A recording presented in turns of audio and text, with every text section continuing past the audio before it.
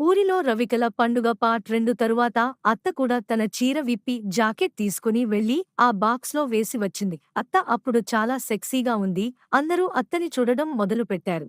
అత్త వచ్చి నా చీర విప్పి జాకెట్ తీసి ఆ బాక్స్లో వేసి వచ్చింది. అత్త వచ్చి నా బత్తాయిలను చూస్తూ నా వాటిని పిసుకుతూ ఉంది. అప్పుడు అక్కడ ఉన్న అందరూ నా వైపు నా అత్త వైపు చూస్తున్నారు.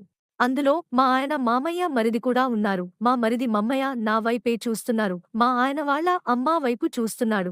అప్పుడు నేను నా మనసుల్లో ఇన్ని రోజులకు ఒకేసారి ఐదుగురితో వాయించుకోవాలి అన్న నా కోరిక తీరుతుంది అని అనుకుంటున్నా. అప్పుడు నేను మామయ్య మరిది నన్ను వేస్తే బాగుండు అని అనుకుంటూ నా ప్యాంటీపై చేయి వేసుకుని రద్దుకుంటున్నా. అప్పుడు అత్త నన్ను పిలిచి ఏమిటి మా ఆయన వైపు నా కోడికి వైపు చూస్తున్నావ్ వాళ్ళతో కుంటవా అని అడిగింది.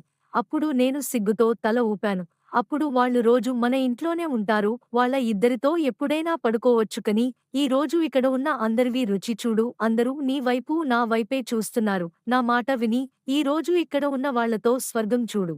నీకు దానితో పాటు ఇంకో పని ఉంది అని చెప్పింది. అప్పుడు నేను ఏమిటి అత్తా ఆ పని అని అడిగాను. అప్పుడు అత్త ఆ విషయం తరువాత చెపుతా అని అంది. ఇక పార్టీ స్టార్ అయింది. ఆ బాక్స్ ని తెచ్చారు.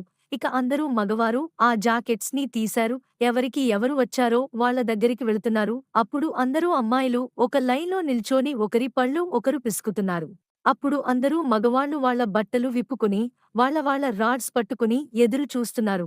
అప్పుడు నాకు వాళ్ళ అందరి దగ్గరకు వెళ్లి అందరి రాడ్స్ ని లాలీపాప్ లా చీకాలని పించింది. Next part.